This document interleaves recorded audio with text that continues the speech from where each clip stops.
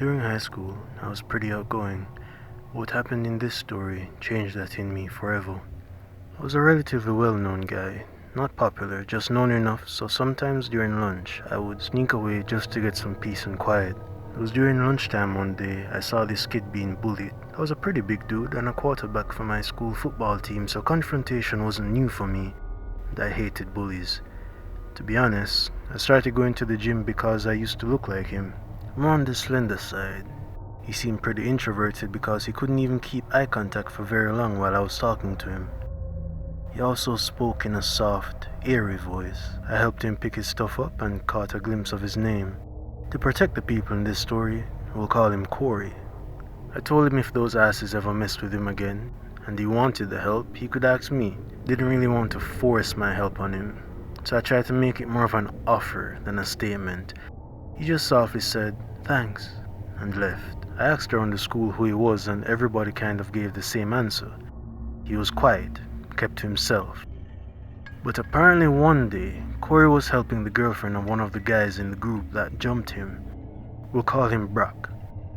Brock thought Corey was trying to steal his girl because he wasn't too bright, so he couldn't really tell the difference between tutoring and flirting. After Brock threatened Corey, his girlfriend broke up with him because she was tired of being controlled all the time. Of course, now Brock, being the introspective stand-up intellectual that he was, blamed Corey. I saw him around again, and this time he had a black bruise on his cheek.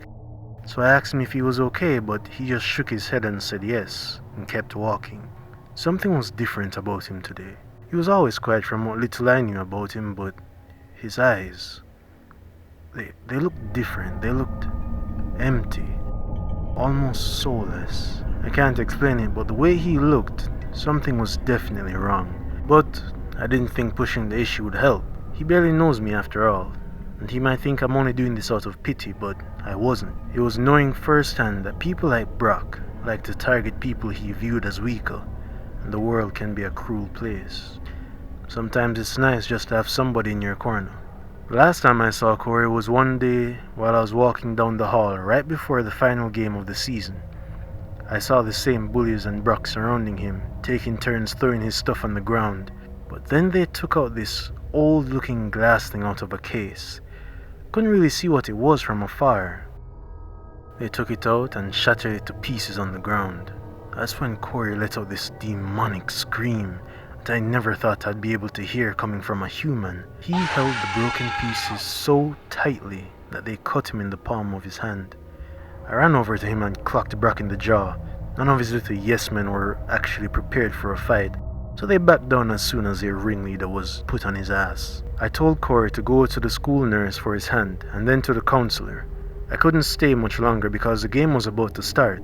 By the end of the game, I heard Corey went home early. I just hoped I'd be able to see him the next day and talk to him about it. I didn't want to be nosy, but I just couldn't leave him to those guys anymore.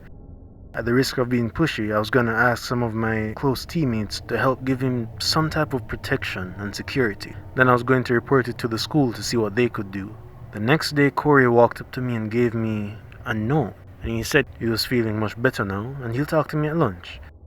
Shortly after though, the school was put on lockdown and the students had to report to their homeroom. I looked out the window later to see Corey in handcuffs. I pulled out the letter and there was a drop of what I now assume was blood. Soon enough, the rumors surfaced. If they're true, Corey found Brock and stabbed him multiple times in the neck and chest with a protractor out of a geometry set. The glass Brock broke was a locket of some sort. It was the last thing he had from his mother that passed when he was young. It seemed like they pushed Corey over the edge. There was also a rumor that a piece of that same locket was lodged into Brock's eye. In the letter, he thanked me for helping him when I could, when most people would just look away, including the teachers. If I can say anything, it's don't bully. And if you see bullying, especially if you're a teacher, don't just pass it off as kids messing around, because as we've seen from this story, we never know how far it can really go. I used to be in the scouts at school. Some people thought it was lame, but I learned a lot there. Our troop would also end up on the same trips with the girl troops of other schools.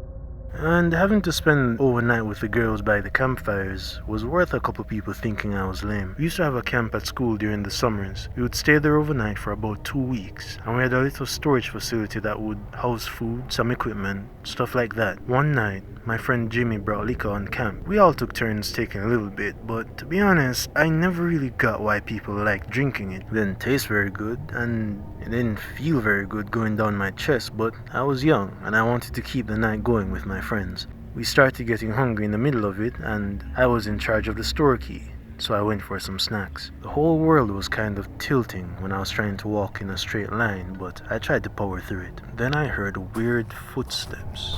The type that you make when you're trying to be as quiet as possible on gravel. I got a little paranoid, but then I thought, maybe they're just playing a prank on me, especially since I was a little tipsy, and we should be the only ones at school.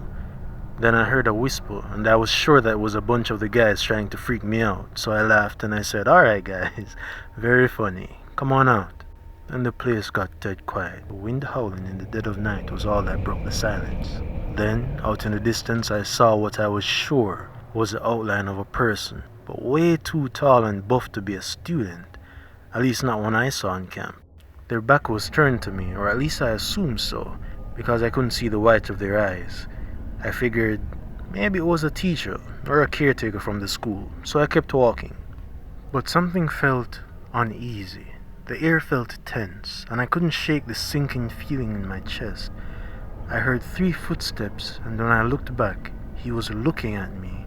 I could see his face now, just a little bit. It wasn't very clear, except for that crooked smile and a gold tooth and really wide eyes.